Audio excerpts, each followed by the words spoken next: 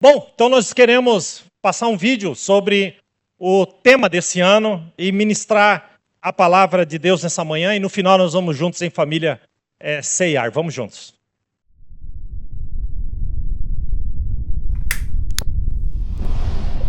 Luz. Antes do tempo, antes da forma, antes de tudo, luz é energia, uma onda que viaja a 299.792.458 metros por segundo e é mais rápida do que qualquer coisa que conhecemos. Sem luz não há vida, nem cor, forma ou direção. Onde a luz entra, tudo muda. E assim é a tua presença. Luz que alcança lugares que nem olhos conseguem ver. Invade espaços escuros, toca o que estava escondido, aquece o que estava frio, traz vida ao vazio. A tua presença é luz. Luz que revela a verdade, confronta, mas consola. Nos mostra quem somos e nos transforma em quem fomos criados para ser. Ninguém que encontra a sua luz continua o mesmo. Em 2026, este será o nosso lugar. Reflete em nós, Senhor, a luz da tua presença.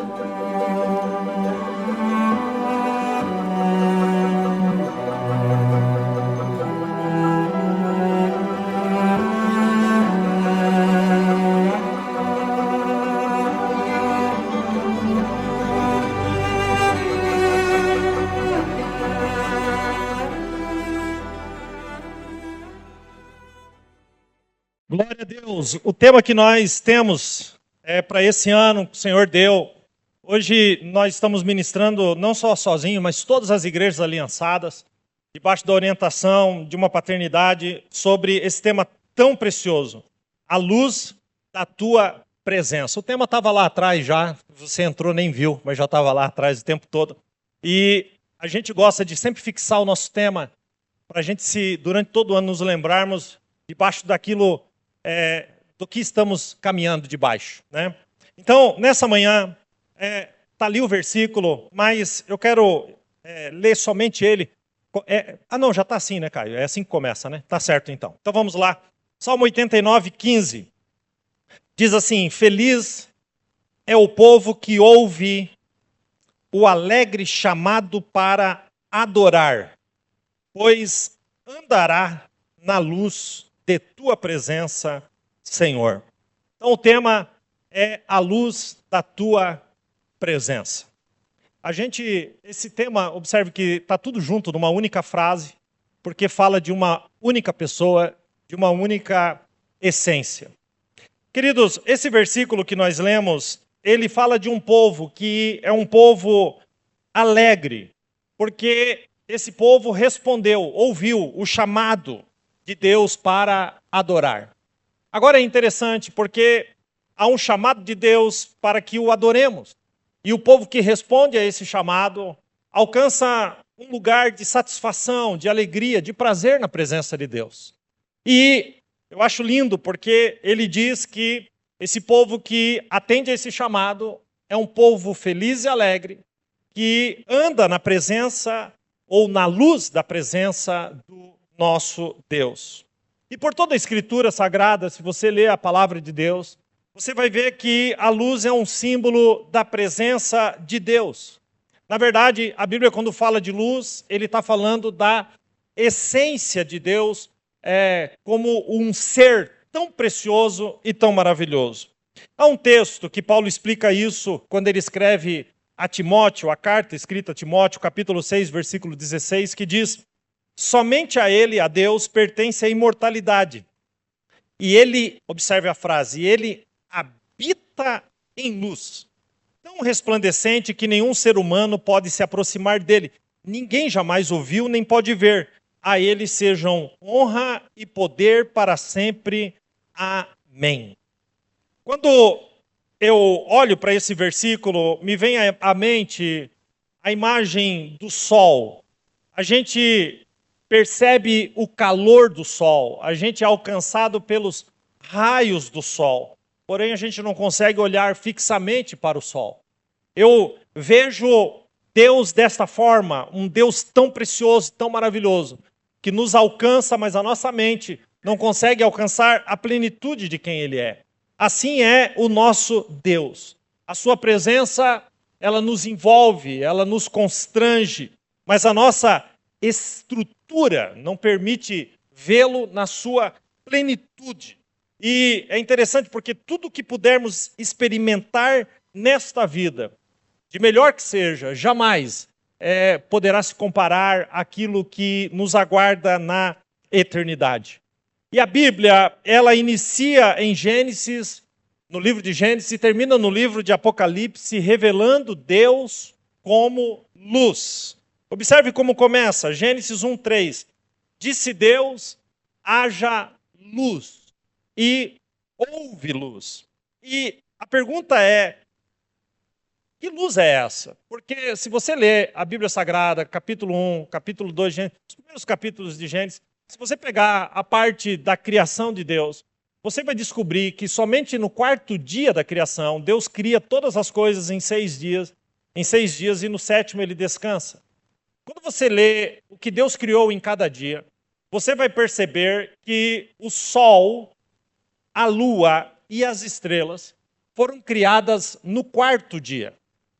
Quando Gênesis começa falando desse ambiente, Deus falando para dentro da escuridão, para dentro das trevas, haja luz, Deus não estava criando o sol para que o sol iluminasse. Não, Deus estava falando para dentro das trevas para estabelecer a ordem, porque Deus não cria nada em cima da desordem. Deus só cria em cima da ordem.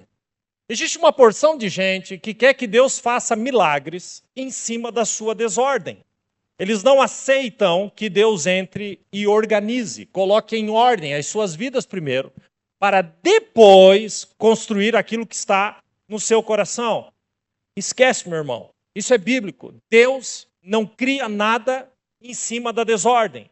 Então Deus chama as pessoas, e isso é um confronto para a nossa geração, porque a gente leva as coisas de forma desorganizada e quer que Deus intervenha, trazendo, construindo, revelando algo novo em cima daquela desordem. Deus não faz isso.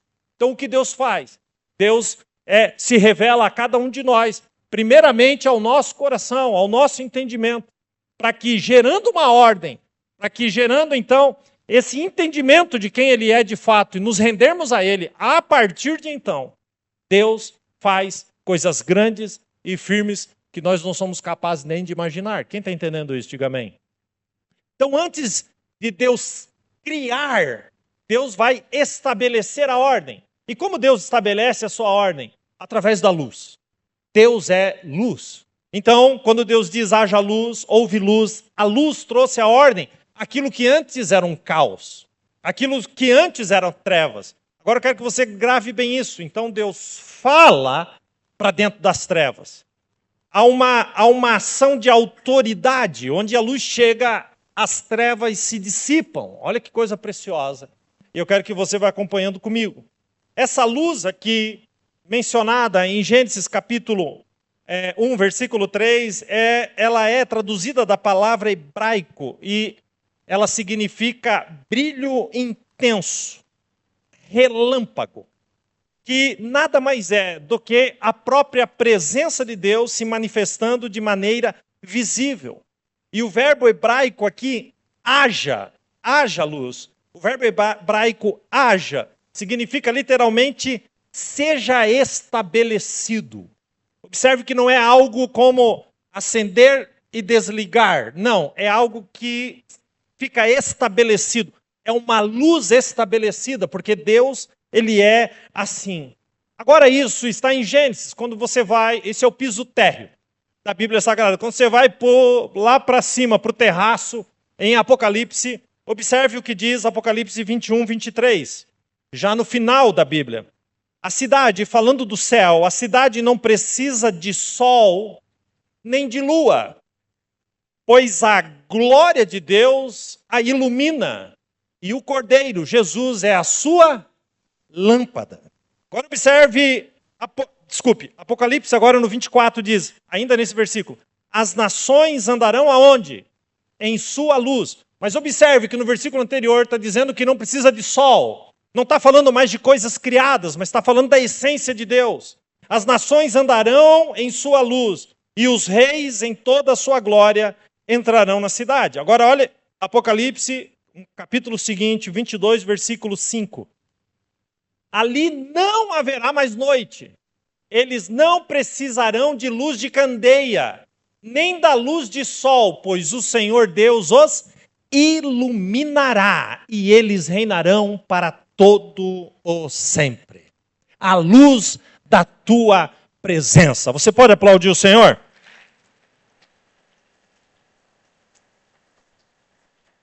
O que nós vemos então na história humana, eu quero que você redobre a sua atenção, o que nós vemos na história humana é uma tensão entre a luz e as trevas.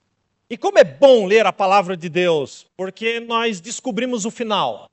E o final é que a luz, a gente descobre o meio, a gente descobre o que aconteceu atrás, luz vencendo as trevas, a gente descobre o meio, a luz continua vencendo as trevas, e a gente descobre o fim, a luz vencerá as trevas. Mas nós vivemos essa realidade aqui na Terra desde a criação, porque se a luz aponta para a presença de Deus, as trevas apontam para a total ausência de Deus.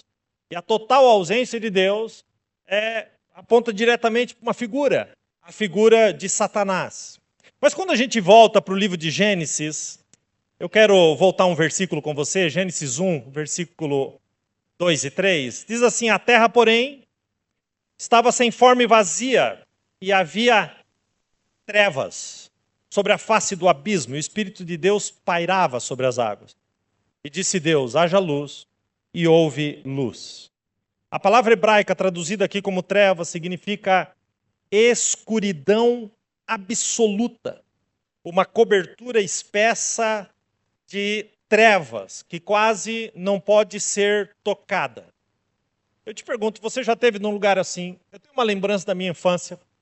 A gente estava dentro do carro, eu não sei nem quantos anos eu tinha, mas devia ter ali uns 5 anos, 6 anos, mas eu tenho essa lembrança, me marcou muito. E o meu pai, a gente foi num sítio, não me pergunte que sítio é esse, nem o que a gente foi fazer lá, mas nós fomos com a família e escureceu e a gente estava voltando por uma estrada de terra, e era uma noite nublada, o céu não estava estrelado, não tinha lua, a lua não estava iluminando, tudo muito nublado.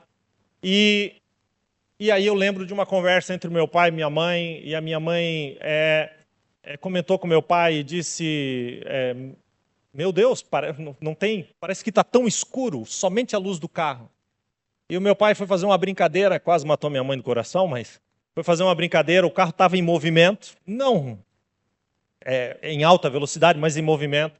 E ele disse, você quer ver escuro se eu fizer isso? Aí ele foi e apagou a luz do carro. E o carro continuou em movimento. E aí, acabou, ninguém viu mais nada. E essa brincadeira durou uns 2 segundos até o grito da minha mãe. Mas ele voltou, acendeu de novo. E eu me lembro que quando ele apagou a luz, apesar de ser uma brincadeira, com um monte de criança dentro do carro, logo uma brincadeira não de tão bom gosto, mas não façam isso com seus filhos, ok? Mas eu me lembro do medo que eu senti.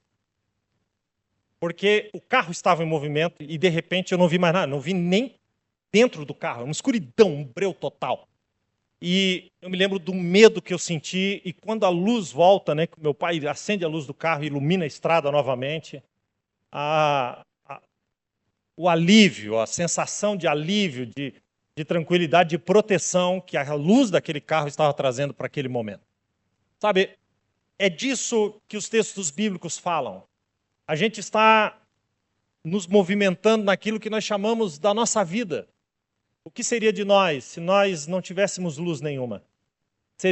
Não saberíamos se haveria uma curva ali na frente, um precipício. A gente estaria em movimento, cheio de sentimentos de medo por aquilo que vai acontecer no amanhã. Imagina a falta de paz dentro desse ambiente. Mas Deus foi tão misericordioso que raiou sobre nós a sua luz, nos dando o pleno entendimento daquilo que Deus tem para nós. Por isso, a palavra de Deus é tão linda, né? No Salmo 119, versículo 105, diz: lâmpada para os meus pés é a tua palavra e luz para o meu caminho. Deus é luz.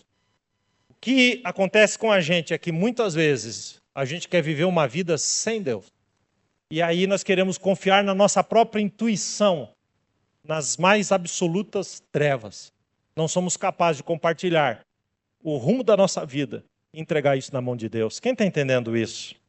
Sabe, nós encontramos essa palavra trevas de Gênesis lá em Êxodo.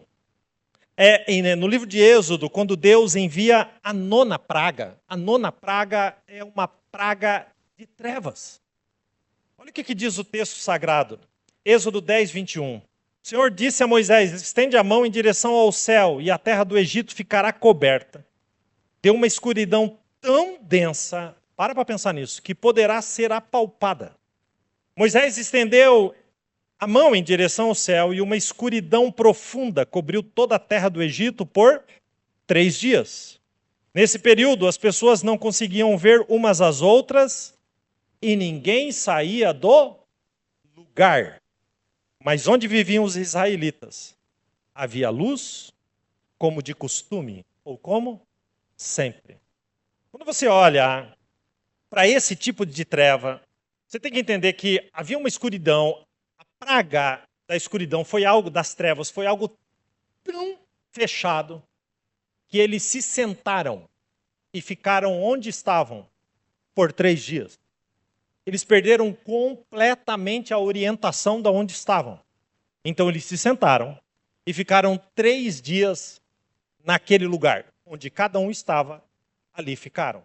Observe que o texto diz que eles não conseguiam sair do lugar.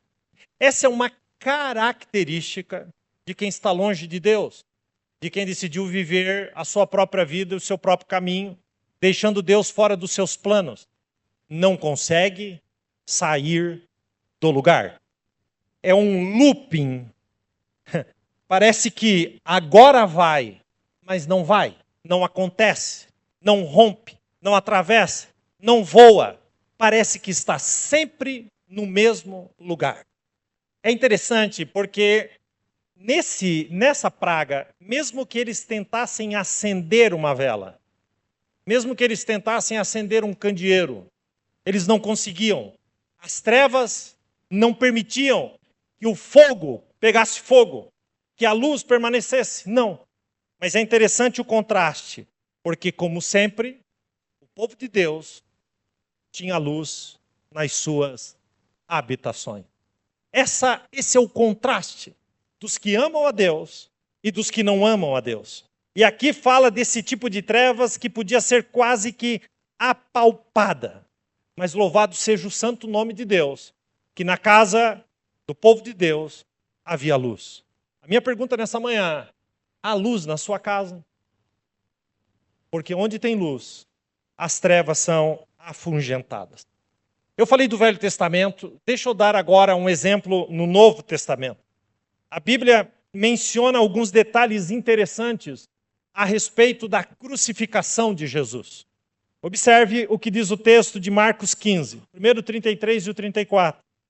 Ao meio-dia, Jesus está crucificado.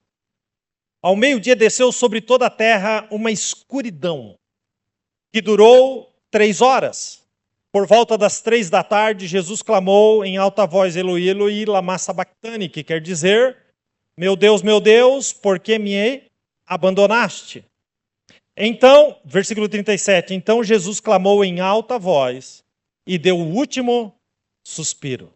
Deixa eu explicar isso aqui para você. Observe que durante 3 horas houve uma escuridão, houve trevas sobre a terra. Mas observe que, se você me perguntar por que houve as trevas, é só você ler o texto. E o texto é quando Jesus assume todo o nosso pecado. E Deus, por conta do nosso pecado, vira o rosto para Jesus. E ele diz: meu Deus, por que me abandonaste? Observe, as trevas, o pecado, é o abandono de Deus, o afastamento de Deus. Logo, quando Deus se afasta, as trevas, elas predominam. Agora observe o 37. O 37, Jesus clama em alta voz. E o grito de Cristo, dizendo está consumado, e dando o seu último suspiro, dissipa as trevas. Porque há um horário marcado para que essas trevas tivessem começado e tivessem terminado. E as trevas terminam quando Jesus dá o brado da vitória. Está consumado. Observe agora, em Gênesis, nós temos um Deus que fala para dentro das trevas. Haja luz. O que nós vemos na sequência disso é o pecado entrando no mundo, as trevas invadindo o mundo. Mas nós temos Cristo na cruz, recuperando o que Deus fez. Então, Cristo grita para dentro das trevas e as trevas são dissipadas. Porque ele morreu, mas ao terceiro dia ele ressuscitou. Agora em Cristo, entra aqui na minha cabeça. Agora em Cristo, Deus nos dá a autoridade de falarmos para dentro das trevas, de repreendermos as trevas no nome de Jesus. E o que acontece é que as pessoas se afastam de Deus, e quanto mais se afastam, mais na escuridão ficam, mais as suas vidas viram de ponta cabeça, porque imagine o que é viver dentro de trevas. Mas Deus nos dá a autoridade de nós, eu, você, qualquer um de nós, nos levantarmos, seja dentro de casa, seja no trabalho, seja na empresa, seja no meio da família, e, em nome de Jesus, estabelecer a ordem, novamente, pelo poder que há no sangue de Jesus. Quem recebe essa palavra, diga amém. Essa dor de Jesus, representada aqui pelas trevas, a dor do abandono, quando o pecado nos afasta de Deus, nós estamos falando sobre um estado de espírito, o reino da luz e o reino das trevas. O reino da luz é dominado por Deus e o reino das trevas é dominado por Satanás. Sabe, Satanás pensou que tinha vencido Jesus naquela tarde, naquela cruz, mas Jesus ressuscitou ao terceiro dia. Você nunca vai poder combater algo, a melhor arma de guerra é você conhecer o seu inimigo. E existem algumas coisas que as trevas produzem nas pessoas. E eu quero convidar você a fazer um balanço da própria vida nessa manhã, para ver onde você está. A primeira coisa que as trevas produzem nas pessoas, as trevas produzem engano. Preste bem atenção. João 3,19. A luz de Deus veio ao mundo. Mas as pessoas, quem é a luz de Deus, gente? Jesus. Ele diz, eu sou a luz do mundo. Mas as pessoas amaram. E aqui é um problema muito sério. Porque as pessoas amam o pecado. Amaram mais a escuridão que a luz. Porque os seus atos eram maus. Óbvio. Aquilo que eu faço revela quem eu sou. Quem pratica o mal, o que diz o texto? Odeia a luz. É fácil a gente falar, eu odeio a luz, praticando o mal. Mas é difícil a gente falar, eu odeio Jesus, praticando o mal. Mas é exatamente isso. Observe, quem pratica o mal odeia a luz e não se aproxima dela, da luz. Pois teme, olha que interessante, pois teme que os seus pecados sejam expostos. Mas quem pratica a verdade se aproxima da luz, para que outros vejam que ele faz a vontade de Deus. Queridos, aqui fala de algo interessante, porque quando eu me aproximo da luz, eu consigo enxergar a minha própria sujeira. Se eu me afasto da luz e entro na escuridão, eu não enxergo mais as minhas próprias falhas, os meus próprios erros, mas consigo enxergar o do outro. Quando eu me aproximo da luz, ao invés de enxergar o outro, eu percebo o quão sujo eu estou, o quão pecaminoso sou, Quanto mais próximo de Deus, mais entendo que preciso da sua misericórdia. Quanto mais longe de Deus, eu me torno um legalista, alguém que está sempre pronto a apontar para o erro dos outros, mas não consegue enxergar os seus próprios erros. O texto diz que aqueles que amam o pecado têm medo da luz, porque a luz vai expor os seus pecados, vai expor os seus segredos. Por isso muita gente tem dificuldade de se aproximar de Deus. Por quê? Porque se eu me aproximar de Deus, eu vou ter que, no mínimo, tomar um banho e tirar essa imundícia de mim. E eu não quero isso. Então eu prefiro ficar onde estou. E na minha escuridão, eu não consigo enxergar nem os meus próprios pecados. A pessoa passa a amar o pecado. Por isso ela não quer viver na luz, porque a luz vai revelar as suas práticas. Paulo escrevendo em Romanos capítulo 1, não está ali, mas o capítulo todo revela essas pessoas que se afastam de Deus. E há algumas características. A primeira, elas têm maldade nos seus corações. A segunda, eu estou falando para uma porção de gente que conhece a palavra. Mas isso não significa muita coisa se você não pôr em prática essa palavra. Porque a segunda característica diz que essas pessoas conhecem a verdade, mas rejeitam a verdade. Por isso, a sua mente fica obscurecida, em trevas e confusa, a ponto de tentarem impedir que a verdade que eles negam também seja conhecida de outras pessoas. Por isso, acabando o capítulo 1 de Romanos, Deus os entrega às suas próprias paixões e pecados, e esses praticam coisas desprezíveis e degradantes. Vai degradando, vai ficando cada vez pior. É isso que as trevas fazem com a mente humana. As trevas produzem engano. Segunda coisa, as trevas produzem medo. Quanto maior a intensidade das trevas, maior o medo. É como estar num lugar totalmente desconhecido. É a sensação, é uma perda de controle. E isso paralisa as pessoas. Paralisa as pessoas. É interessante, queridos, porque o medo é uma característica dessa escuridão. E a gente parece que... O que é a ansiedade que nos consome? É o medo do amanhã. O medo é uma característica de quem não entende que Deus está no controle do amanhã. De que Deus já escreveu no dia do amanhã. Talvez você esteja aqui sentado nessa manhã, ouvindo essa pregação, mas você está perturbado com o que pode acontecer essa semana, com o que pode acontecer no próximo mês. Tem pessoas absolutamente saudáveis que começam a ter medo de um diagnóstico que nem existe. Elas começam a viver o dia de amanhã antes que o dia do amanhã chegue. Isso é ansiedade. Ansiedade é excesso do futuro. Hoje, depressão é o excesso do passado.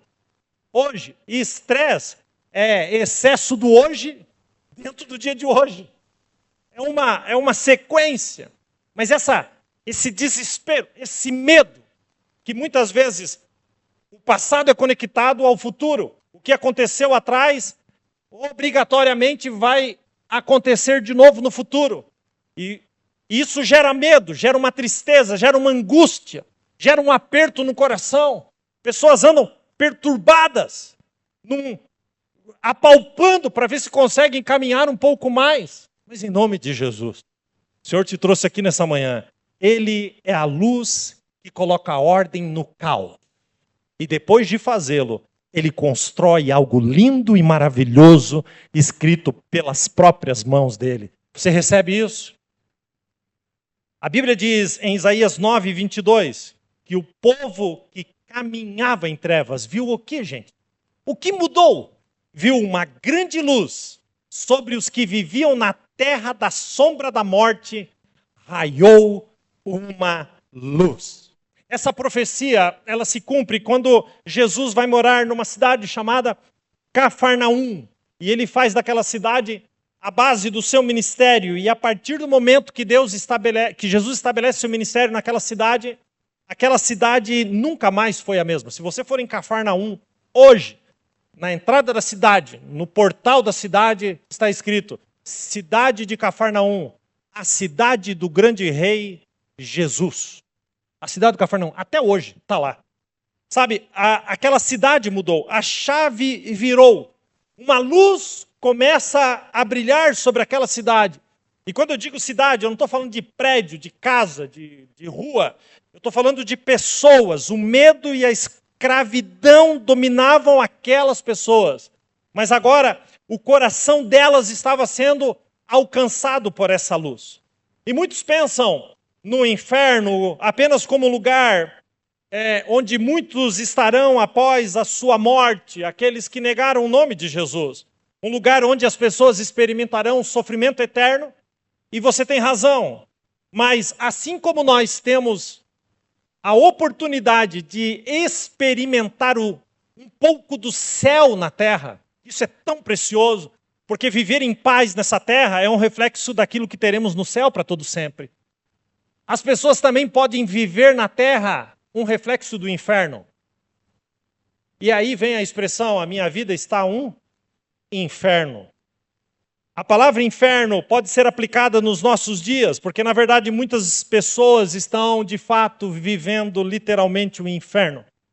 Aprisionados em vícios, atormentados por espíritos malignos, oprimidos por espíritos de enfermidade, morrendo na miséria e na desgraça, perturbados com aquilo que têm, com medo de perder o que já conquistou, vivendo numa profunda tristeza da sua alma, envolvidos por um espírito de morte, o tempo todo pensam na própria morte, totalmente cegas por causa das trevas que os dominam. E essa tem sido uma das maiores armas de Satanás, produzir medo no coração das pessoas. Mas louvado, bendito e exaltado seja o santo nome do Senhor, porque Deus é amor. Deus é amor. Observe 1 João 4,18. No amor não existe medo. Antes, o perfeito amor lança fora todo o medo. Levante a sua mão nessa manhã. O Senhor está repreendendo o medo da sua vida. Você vai alcançar coisas novas no seu coração. Deus te trouxe aqui nessa manhã e há um entendimento, há uma luz raiando sobre o seu coração e sobre a sua mente nessa manhã. Quantos recebem esta palavra? O medo produz tormento. E o tormento é a ausência de paz. Quem vive longe de Deus anda debaixo de tormento. Amedrontados, inseguros, sem perspectiva. Seja sincero nessa manhã. Você não precisa confessar algo para mim ou para quem está perto de você, mas seja sincero com o teu próprio coração. Será que você não está vivendo essas coisas? Será que você não tem passado por isso? Sabe, o medo sufoca a alma das pessoas e faz com que elas se escondam de Deus. O primeiro sinal do pecado na Bíblia Sagrada é que quando Adão e Eva pecam, a Bíblia diz que quando o Senhor foi visitá-los na viração do dia, eles se esconderam. Eles se esconderam de Deus. Isso é um sinal do pecado, se esconder de Deus. Mas Deus deseja mudar essa realidade, transformando as nossas trevas em luz. Olha o que diz o salmista 18:28. Esse versículo dá vontade de fazer um quadro dele. Porque fazes resplandecer a minha lâmpada, o Senhor meu Deus derrama. O que ele faz? Derrama luz nas minhas trevas. O Senhor vai derramar luz nas trevas de muitas pessoas aqui nessa manhã. Quantos creem nisso? Amém? Terceiro sinal do que as trevas produzem. As trevas produzem isolamento. Você está isoladão? Até dentro da tua casa? Até com a tua família? Você se isola? Cuidado. Observe o que diz 1 João 2,11. Mas quem odeia seu irmão, quem odeia o seu irmão, ainda está na escuridão. E não só está na escuridão, ele tenta andar na escuridão. Não sabe para onde vai. Por quê, gente? pois a escuridão o cegou. Observe, a amargura gera ódio no nosso coração. E aqui o texto está falando do irmão, ódio do irmão, do igual, daquele que me é semelhante. E observe que o texto vai dizer que ele odeia o seu irmão. E o fato dele odiar o seu irmão, preste bem atenção nisso, em nome de Jesus, não está mais nem naquilo que o irmão fez para ele. O fato dele odiar o irmão está no fato de que ele está em trevas e anda nas trevas. Observe como mudou. A princípio, o ódio era baseado em algo que alguém me fez, mas agora já nem é isso. Meu coração está tão em trevas, tão na escuridão, que agora esse é o motivo que faz com que eu me isole, com que eu isole as pessoas. E a amargura é como uma erva daninha que prospera muito na escuridão. Se tem uma coisa que prospera na escuridão, é a amargura. E a amargura tem raízes. Jesus volta e você não sobe. Você está enraizado na amargura. Isso acontece quando a pessoa, ao invés de tratar do problema, permite que a ofensa se instale em seu coração. Quantos lares, quantas casas, quantas famílias, onde não existe diálogo entre marido e esposa. Não existe, não tem conversa. Se tentarem conversar, vai dar briga. Então, para não brigar, ninguém fala um com o outro. O diálogo é rompido. A pior coisa que você pode dar para uma pessoa não são palavras. É o silêncio. O silêncio é o mais baixo nível de desprezo. Famílias, então, vão permitindo que a luz se afaste e que as trevas invadam aquele lar, aquela casa, cegando, porque isso é um sinal de escuridão, de trevas, a cegueira. Não conseguem nem perceber mais os seus próprios erros. Quem entendeu isso até aqui, diga amém. Então o seu coração se fecha. E essa pessoa passa a evitar a comunhão e a transparência. Um sinal de escuridão dentro de um lar são os segredos. Segredos, segredos, segredos, segredos, segredos. Celulares se tornaram, motivo de morte. Irmão, se você é casado, vou mandar essa bem no seu peito nessa manhã. Se você é casado e a tua esposa não tem, vou falar primeiro com os homens para aliviar aqui para as mulheres, mas se a tua esposa não tem a senha do seu celular, meu irmão, você já está na escuridão. Já está na escuridão. Agora, você mulher que tem a senha do celular e fica o tempo todo caçando alguma coisa ali, não acha, mas continua caçando, cuidado. Ah, pastor, mas acontece que eu já achei, eu já vi, Queridos, ou vocês entram, ou vocês deixam que a luz brilhe sobre vocês. E haja uma restauração para que vocês possam viver em comunhão diante de Deus. Ou vocês vão passar a vida apalpando trevas dentro do lar. Há um tempo de perdão, de restauração. Há um tempo da luz ser estabelecida. E quando a luz se estabelece, a primeira coisa que acontece, cada um enxerga os seus próprios pecados. Quem entendeu isso, diga amém. Finalmente, as trevas produzem cegueira espiritual.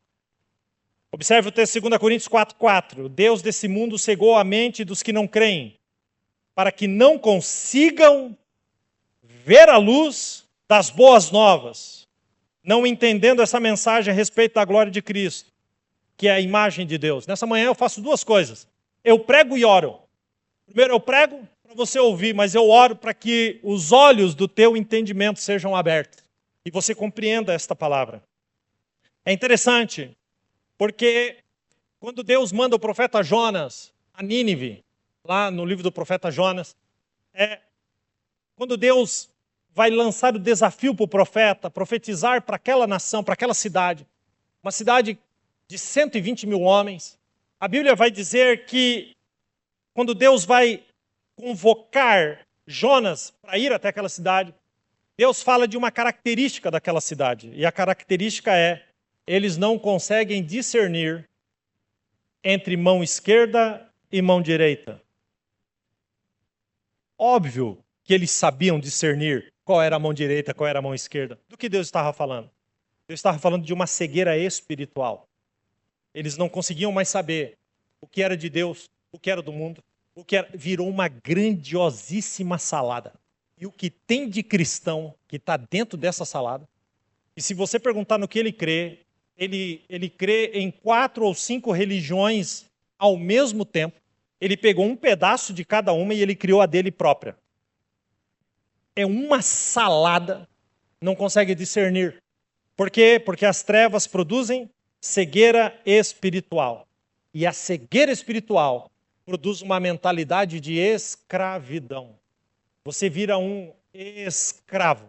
Escravo da opinião dos outros, escravo do dinheiro, escravo das coisas que te rodeiam.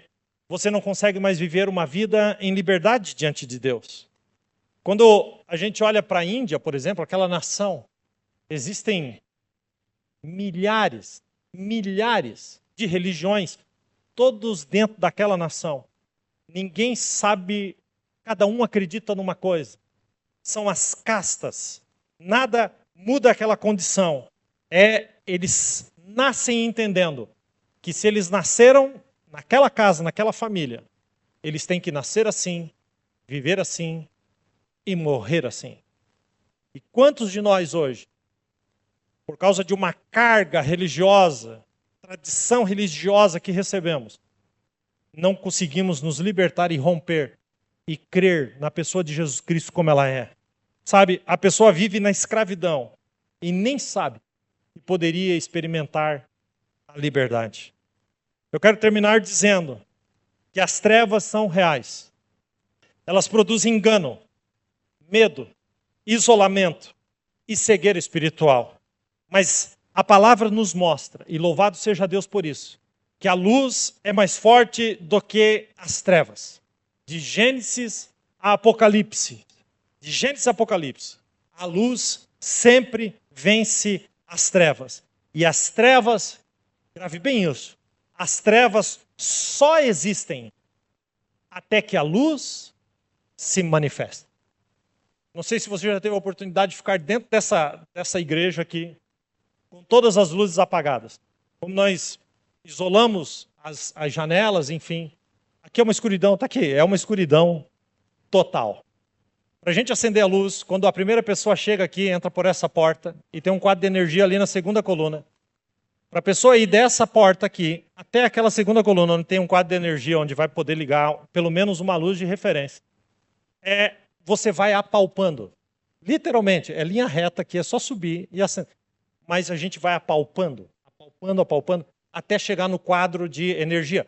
Se aquela porta estiver fechada, você tem que ir apalpando. Agora é muito interessante, porque ali dentro tem duas fileiras de disjuntores que acendem todas as luzes aqui de dentro. Mas basta levantar uma.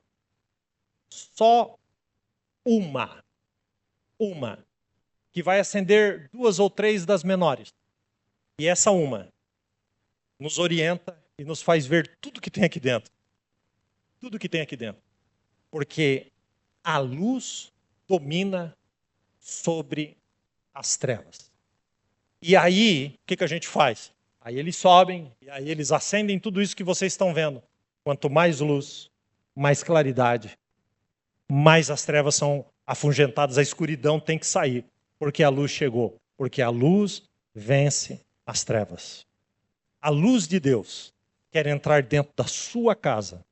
E não é apenas uma luz que serve para iluminar, porque o tema que nós temos nessa manhã é a luz da tua presença. A presença de Deus ilumina a casa, ilumina o casamento, ilumina os filhos, ilumina o trabalho, ilumina a vida. Onde você vai, você é iluminado. Uma das características visíveis do derramar do Espírito Santo no dia de Pentecostes, a Bíblia diz que um vento sopra, um vento forte, veemente, como de um som veemente, encheu toda a casa. E o texto diz: e foram vistas línguas repartidas de fogo, que pousava sobre a cabeça de cada um deles. Cada um deles virou naquele dia uma luminária. Onde eles iam, as trevas eram dissipadas, porque a luz vence as trevas. Sabe o que significa? Que Deus quer se revelar para você a tal ponto que onde você colocar o pé, a presença de Deus será estabelecida naquele lugar. As trevas serão dissipadas, porque maior é aquele que está contigo do que aquele que está no mundo. Foi assim. Foi assim na criação, quando Deus disse: haja luz. Foi assim no Egito, quando as trevas tomaram aquela nação, mas havia luz na casa do povo de Deus. Foi assim na cruz, quando as trevas envolveram Jesus, naquele momento em que todo o nosso pecado estava depositado sobre ele. Mas a luz venceu as trevas, porque o sol raiou e ele ressuscitou ao terceiro dia. Deixa eu dar uma boa notícia para você. Uma boa notícia. João capítulo 1, versículo de número 5. A luz brilha nas trevas, e as trevas não a derrotaram. Vou falar algo para algumas pessoas nessa manhã. Você tem se arrastado para cima e para baixo, sendo derrotado, derrotada sistematicamente. Seja por circunstâncias, sejam por problemas. Você parece que o tempo todo está sendo atacado. As trevas, elas invadiram tudo aquilo que você faz, toca, onde você anda, por onde você caminha. Talvez a tua casa esteja coberta por uma densa treva. Talvez o teu casamento esteja coberto por uma densa treva. Mas nessa manhã, eu quero lhe dizer que Deus, Ele é tão maravilhoso e Ele faz a sua luz raiar sobre nós. É verdade. Vou retomar ali os 4 pontos que eu peguei. Coloca ali, Caio. As trevas, é verdade, produzem engano, medo, isolamento, cegueira espiritual. E se você for bem sincero, sabe, porque a coisa mais preciosa para o Senhor é quando a gente chega diante dele com um coração sincero. Sabe, você não precisa dar um discurso, você não precisa falar os teus motivos, você não precisa tentar explicar ou justificar o que você fez ou deixou de fazer para mim ou para a pessoa que está do seu lado. Mas diante de Deus, seja sincero, sincera em responder. Sabe, você tem sido enganado por aquilo que os teus olhos veem. Parece que o tempo todo, você acredita em algo e logo aquilo cai por terra, aquilo não tem uma segurança. Seja sincero e sincera. Como é que está o medo no seu coração? Quando você olha para sua casa, para sua família, quando você olha para aquilo que te espera esse ano, se você está estudando, fazendo uma faculdade, o que te espera? Se você está começando um trabalho ou está trabalhando, o que te espera? O medo invade a sua alma a ponto de te escravizar, a ponto de fazer com que você paralise diante das circunstâncias. Sabe, as trevas produzem esse isolamento. Você não quer mais compartilhar. Você prefere se isolar. Sabe, escondido atrás de uma conversa que eu prefiro não falar, porque se eu estou preocupado, se eu falar vai ficar 2 preocupados e não vai adiantar nada. Não entre nesse engano. Não entre. A palavra de Deus diz em Eclesiastes, melhor é serem 2 do que 1, porque quando um cai, o outro levanta. Agora, como eu vou levantar o outro se eu não estou nem sabendo o que ele está vivendo? E o pior é que isso acontece dentro dos lares. Sabe, está na hora de ter as conversas sinceras, que machucam, que doem, mas que limpam as feridas para que elas sejam curadas. Está na hora de deixar essa luz raiar, essa presença entrar. Sabe, está na hora de combater as trevas que produzem a cegueira espiritual. Está mais do que na hora de que as escamas dos teus olhos caiam e você possa ver essa luz raiando sobre você. Ele morreu, ele falou para dentro das trevas. Você pode ser passivo diante das terríveis circunstâncias da vida, ou você pode se levantar e falar para dentro das trevas. Nós vivemos na geração do silêncio. Observe você com o celular na mão, qualquer pessoa aqui. Quando você está com o celular na mão, você está em absoluto silêncio. E quantas coisas, quantas sugestões que vêm que são do inimigo, do diabo. Mas ao invés de você falar para dentro das trevas, você silencia. Não é esse o pecado de Adão e Eva? Não é isso que a serpente fez? Falou e ao invés deles falarem, eles se calaram. E por se calarem, o pecado entrou no mundo. O que a pornografia tem feito com tantos casamentos? Homens em silêncio diante dos seus celulares, sem a capacidade de falar para dentro das trevas. Então perdem a autoridade espiritual dentro do próprio lar. E agora o nome do Senhor não é mais invocado. Agora as pessoas preferem fazer uma jornada de solidão, achando que os problemas que eu tenho que resolver sozinho. Não, queridos, não. Jesus não morreu na cruz para que você tivesse uma vida dessa. A luz da sua presença está sobre aqueles que respondem ao chamado para adorá-lo. E então, pastor, mas você não sabe o que eu estou vivendo? Você não sabe o vale que eu estou passando? A gente gosta dessas expressões. O vale, eu entrei num vale. Pois bem, eu quero terminar com esse versículo. Salmo 23, 4. Mesmo quando eu andar por um vale de trevas e morte, não temerei perigo algum, porque tu estás comigo. A luz da tua presença, que orienta o meu caminho e que vai adiante de mim. Leva isso para a tua casa. Leva isso para o teu lar. Leva isso lá para o teu trabalho, para o teu negócio, para a tua empresa. Sei lá. Leva isso. Que a luz da presença de Deus seja como o dia de Pentecostes, que haja uma lâmpada sobre a sua cabeça. E então você receberá a iluminação do entendimento de Cristo. E tudo que você tocar, será Ele tocando primeiro. Leva isso para a tua casa. Você não está cansado, não? Deixa eu lhe dizer uma coisa nessa manhã. Eu vou terminar com isso. O Senhor tem um plano na sua vida. Se você está aqui nessa manhã, foi porque Ele te atraiu para esse lugar. Não, pastor, minha esposa me forçou a vir. Eu vim porque meus filhos ficam pedindo para vir no Kids. Uma pessoa me convidou. Não, meu irmão. Isso são apenas ferramentas. A Bíblia diz, em Oséias, o Senhor diz, eu te atrairei para falar ao teu coração.